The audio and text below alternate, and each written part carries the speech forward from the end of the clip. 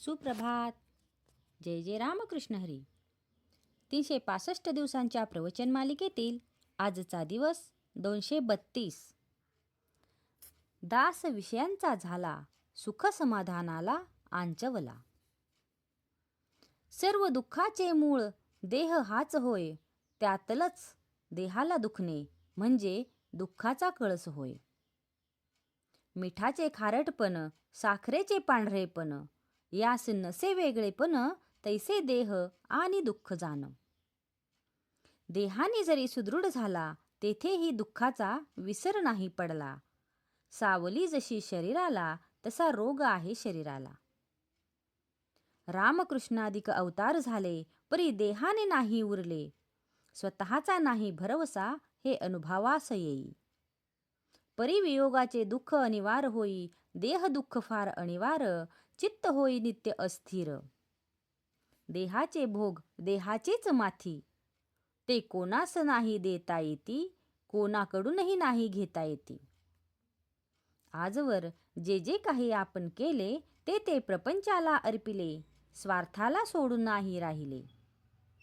अधिकार, संतती, संपत्ती, लौकिक व्यवहार, जनप्रीती, या सर्वांचे मूळ नाही स्वार्थापरते, अखेर दुःखालाच कारण होते.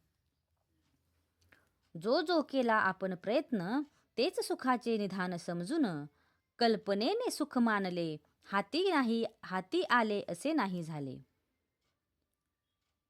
ज्याचे करावे बहुत भारी, थोडे चुकता उलट गुरगुरी, ऐसे स्वार्थपर आहे जन, हे ओळखून वागावे आपण. प्रपंचात आसक्ती ठेवणे म्हणजे जणू अग्नीला कवटाळणे. म्हणून आजवर खटाटोप बहुत केला, परी कामाला नाही आला. विषयातून शोधून काढले काही, दुःखाशिवाय दुसरे निघणारच नाही. म्हणून प्रपंचाने सुखी झाला, ऐसा न कोणी ऐकिलावा देखिला. ज्याची धरावी आस, त्याने बनावे लागे दास.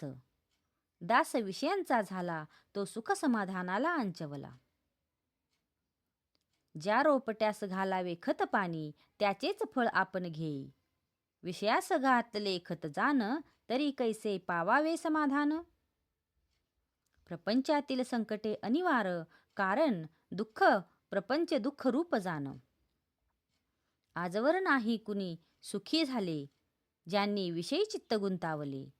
कडू कारले किती साखरेत घोळले, तरी नाही गोड झाले. अगदी तैसेची विषयात सुख मानले, दुःख मात्र अनुभवास आले. प्रपंचातील उपाधी देत असे सुख दुःखाची प्राप्ती, संतती, संपत्ती, वैभवाची प्राप्ती, जगातील मान सन्मानाची गती. आधुनिक विद्येची संगती, न येईल समाधानाप्रती.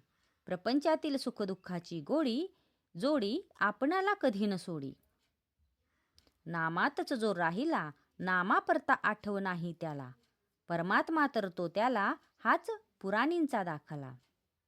नका करू अटाअटी, राम ठेवावा कंठी. आजचा हा ओवीरूप भाग तुम्हाला कसा वाटला, हे कमेंट करून नक्की सांगा. कमेंटमध्ये लिहा जय जय रामकृष्ण हरी.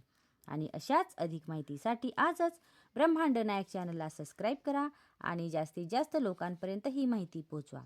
जय जय रामकृष्ण हरी.